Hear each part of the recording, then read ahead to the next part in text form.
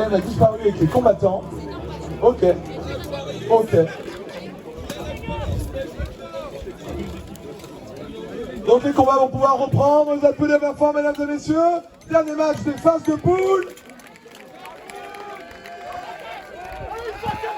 Les Franciliens contre les Flamands. Donc toutes les équipes sont en noir. Il suffit de regarder la subtilité des autres couleurs. Derrière les premiers coups sont assommés. Alors ça écoute, ça court dans tous les sens. On va l'acheter Vincent de l'Arma Flandria qui est bien énervé, bien décidé.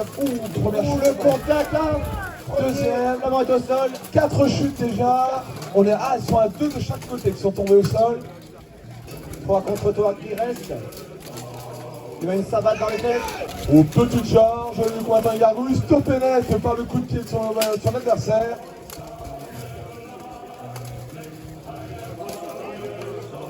Ils sont motivés là, il y a un petit coup de fatigue qui s'installe, il va falloir se dégager, prendre l'initiative. On va laisser l'Arma Flandria, c'est de se dégager de l'étreinte de la Gargouille.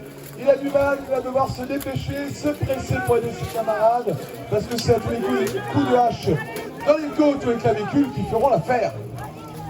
Voilà la différence. Ouais, ils sont 3 contre 2. Il y a Nicolas Chiffol qui essaie de rejoindre son camarade pour l'aider. On va l'empêcher de tomber, les Gargouilles essaient de le retenir et de l'empêcher justement d'aider. C'est très serré, c'est pas évident. Les coups de pied qui cherchent à balayer les jambes de leurs adversaires en vain. Un pied sur la cuisse pour tenter de les déstabiliser. Ça va faire perdre son appui. Ouh! Là, il est au sol. Troisième appui à cause du genou. Ils sont 2 contre 1. Il va falloir pousser. On encourage bien fort les combattants qui restent, mesdames et messieurs. On les encourage, allez! Un retournement de situation est possible. Et attendu, on le veut. Elle donne tout, mon gars.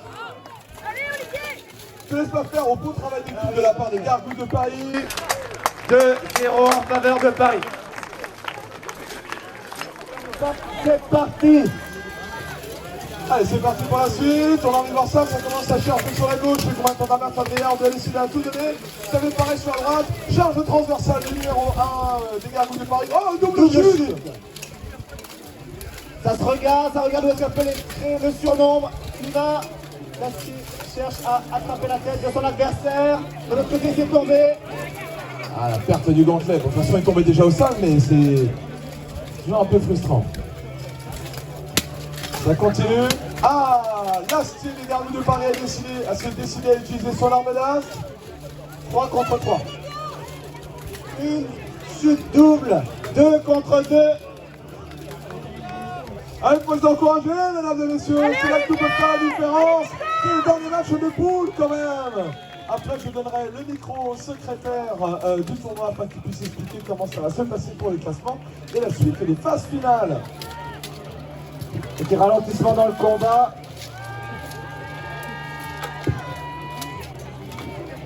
Essaye de s'équilibrer les uns les autres. Mais le duel contre la lune, c'est pas facile. Oh, le hippon! Oh, comme il l'a soulevé. Ah, il l'a claqué au sol. 2 contre 1. Même là, quand tu subis un coup pareil, tu fais waouh, c'était trop classe. C'est pas ta journée. Le ralenti là. Ah, il aurait fallu un ralenti, là. J'espère que quelqu'un a filmé ce moment-là.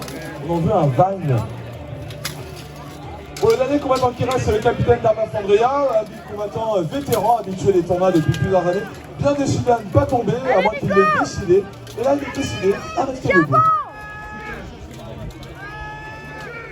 Il s'appelle Nicolas, si vous voulez l'encourager, le dernier combattant du Nord. Allez Nico! Nicolas! Allez Nico! Allez, Paris.